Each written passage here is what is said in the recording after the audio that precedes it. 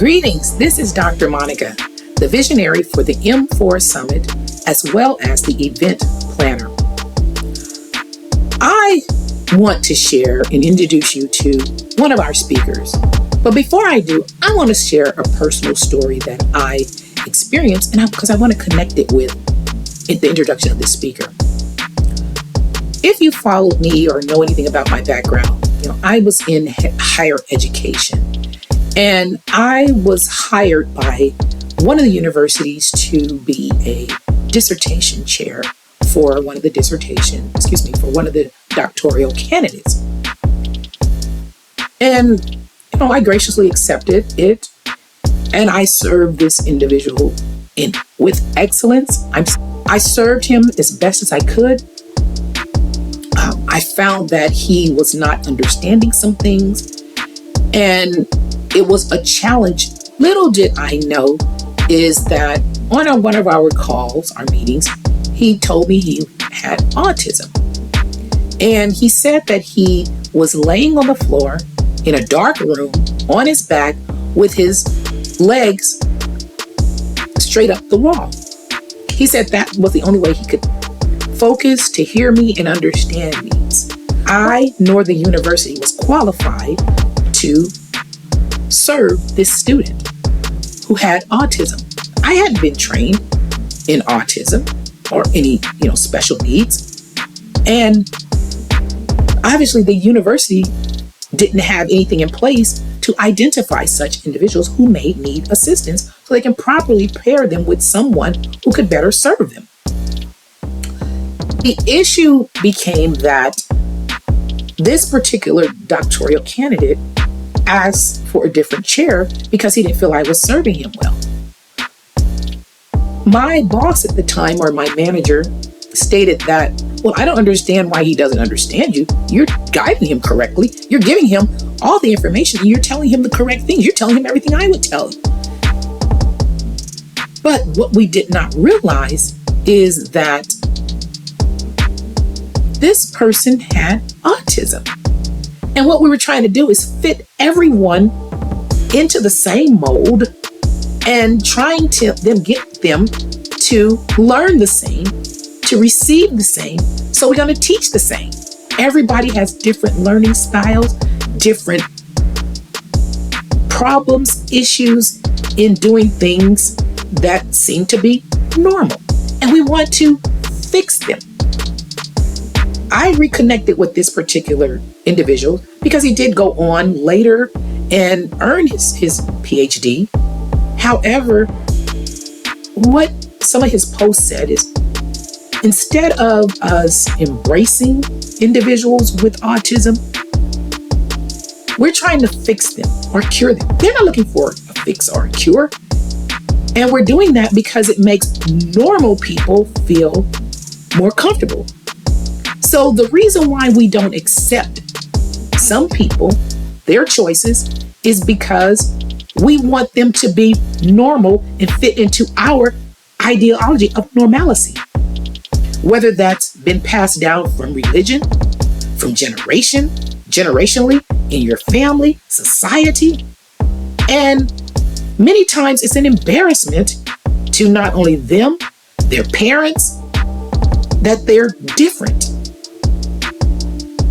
And if you speak to someone with special needs or a parent of a special need child, they have been embarrassed. They have been made to feel like they don't belong. And we're continuing to do these things. So what does that have to do with this summit? This is directly related to our next speaker, Ray Taylor. Ray is a homosexual male who's under 30. He's a gospel singer. He is a fashion designer. And he loves the Lord. However, the church has hurt him. Any of us who've grown up in Christianity have shunned homosexuality. I'm not a Bible scholar, but you hear that the Lord destroyed a city or because of homosexuality. And you hear another Bible scholars say, no, that wasn't the reason. So again, do we know? We're passing on things that we don't know. We're making people uncomfortable or not accepting them because of what we think is normal. It makes us uncomfortable as normal people. But do we look at the other side? How do we deal with this? Are they welcome in the church? He's going to talk about his church hurt as well. One of the things that I have said about homosexuality, I grew up in a Christian home, so I grew up with Christianity. And I see what we've said about homosexuals. Is it loving or is it divisive?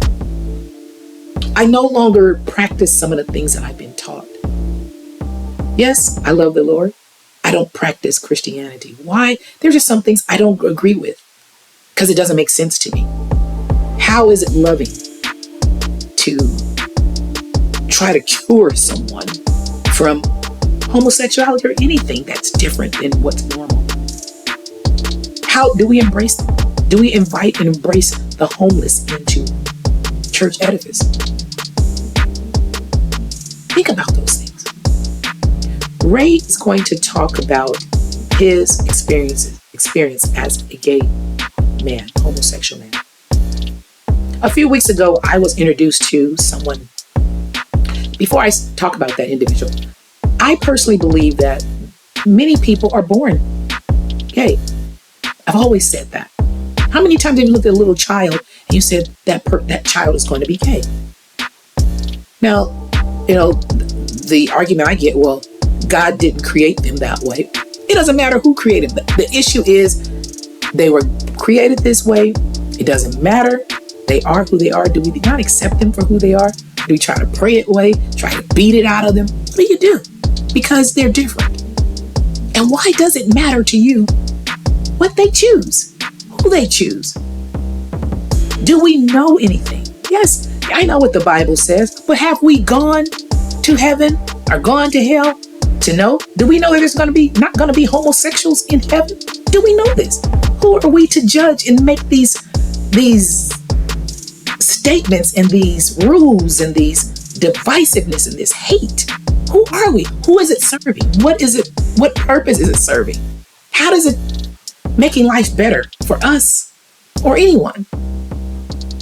Just my thought. So let's go back to this individual I was introduced to. This individual was born, he's a male. He was born with an extra chromosome. So instead of 24, he had 25. What happened with that? He didn't produce testosterone. Very rare cases, but it happens. So while we're ostracizing people for their choices, doing proper testing, this may not apply to everyone. Hopefully we can get him to speak at this summit. But how about you getting tested? Because some people choose to be gay, some don't. And it's a struggle. They didn't choose it because who wants to be ridiculed? Who wants to be different from what's considered normal?